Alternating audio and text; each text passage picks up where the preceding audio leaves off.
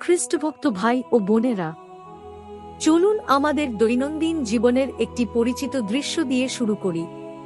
আমাদের গ্রামের একজন কৃষক প্রচণ্ড রোদে ঘাম ঝরিয়ে ধান চাষ করেন। অনেক পরিশ্রম ও আশার সঙ্গে তিনি ফসল কাটেন, কিন্তু তারপর সেই চাল বহু হাত ঘুরে আমাদের কাছে আসে। ব্যবসায়ী, মিল মালিক, দালাল, দোকানদার, প্রতিটি হাত বদলের সময় কেউ না কেউ নিজের লাভের অংশ নিয়ে নেয়। আর শেষ পর্যন্ত মানুষের হিসাব নিকাশে কমে ও ছোট হয়ে তবেই তা আমাদের হাতে পৌঁছায়। ভাই ও বোনেরা, মানুষের ভালোবাসাও অনেক সময় এমনই হয়। তুমি যদি আমার পক্ষে থাকো তবে আমি তোমাকে ভালোবাসব।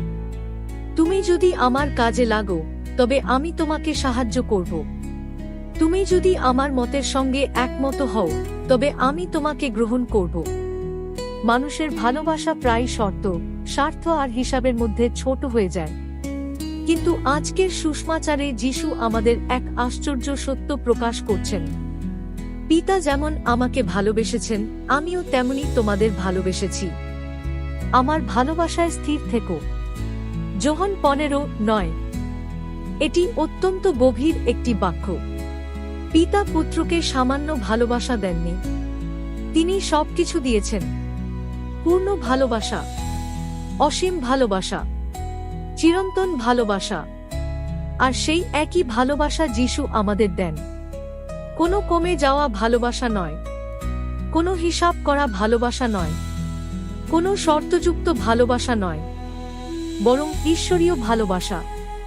তাই যিশু বলেন, আমার ভালোবাসায় স্থির থেকো। ভাই ও বোনেরা, আজকের পৃথিবীতে এই বার্তাটি অত্যন্ত প্রয়োজনীয়। কারণ সমাজ আজ বিভাজন ও ঘৃণায় ভরে যাচ্ছে। নির্বাচনের পরে আমরা কি দেখি? রাগ, প্রতিশোধ, হিংসা, দোকানপাট ভাঙচুর, মানুষকে মারধর, রাজনৈতিক মতভেদের কারণে শত্রুতা। কিছু মানুষ এমন আচরণ করে যেন ঈশ্বর নিজেই নির্বাচনে প্রার্থী হয়ে দাঁড়িয়েছেন। যেন একটি দল জিতলে ঈশ্বর জিতলেন, আর অন্য দল হারলে ঈশ্বর হেরে গেলেন। কিন্তু আমাদের স্পষ্টভাবে মনে রাখতে হবে, ঈশ্বর ভোট চাওয়া কোনো প্রার্থী নন। নির্বাচন মানুষের প্রক্রিয়া। গণতন্ত্র মানুষের তৈরি একটি ব্যবস্থা। রাজনৈতিক দল মানুষ তৈরি করেছে, ভোট মানুষ দেয়। আপনার ভোট সরকার পরিবর্তন করতে পারে, কিন্তু ঈশ্বরের মহিমা বাড়াতে বা কমাতে পারে না। আপনার দল জিতলে ঈশ্বর বড় হয়ে যান না, আপনার দল হারলে ঈশ্বর ছোট হয়ে যান না। কারণ ঈশ্বর অনন্ত ও চিরন্তন। কোনো ব্যালট পেপার তাঁকে রাজা বানায় না, কারণ তিনি ইতিমধ্যেই সমগ্র সৃষ্টির প্রভু। অনেক সময় রাজনীতি মানবতাকে ছাড়িয়ে যায়। তখন বিশ্বাস ভালোবাসা না হয়ে গোষ্ঠীবাদে পরিণত হয়। দোকান জ্বালিয়ে দেওয়া ঈশ্বরকে মহিমান্বিত করে না। মানুষকে মারধর করা ঈশ্বরকে রক্ষা করে না। অপমান করা বিশ্বাসের চিহ্ন নয়। খ্রিস্টধর্ম ঘৃণার অনুমতিপত্র নয়। যিশু বলেননি, তোমাদের দল জিতলে সবাই বুঝবে তোমরা আমার শিষ্য। তিনি বলেছেন, তোমরা যদি একে অপরকে ভালোবাসো তবেই সবাই জানবে তোমরা আমার শিষ্য। এটাই প্রকৃত খ্রিস্টীয় পরিচয়। আমরা কত জোরে চিৎকার করি তা গুরুত্বপূর্ণ নয়। আমরা কত রাগ নিয়ে তর্ক করি তা গুরুত্বপূর্ণ নয়। বরং আমরা কত গভীরভাবে ভালোবাসি সেটাই গুরুত্বপূর্ণ। প্রথম পাঠে আমরা দেখি পিতর কর্নেলিয়াসের ঘরে প্রবেশ করছেন। সেই সময় ইহুদিদের কাছে অইহুদিরা ছিল বাইরের লোক। কিন্তু ঈশ্বর মানুষের তৈরি দেয়াল ভেঙে দেন। পিতর বুঝতে পারেন, ঈশ্বর কারো প্রতি পক্ষপাত করেন না। ভাই ও বোনেরা, মানুষ দেয়াল তোলে, ঈশ্বর সেই দেয়াল ভেঙে দেন। জাত, ভাষা, রাজনীতি, ধন, পদমর্যাদা, এসব আমাদের আলাদা করে। কিন্তু ক্রুশে প্রসারিত যিশুর 2 হাত সমগ্র মানবজাতিকে আলিঙ্গন করার জন্য যথেষ্ট। তাই যিশু বলেন, আমি যেমন তোমাদের ভালোবেসেছি তোমরাও তেমনি একে অপরকে ভালোবাসো।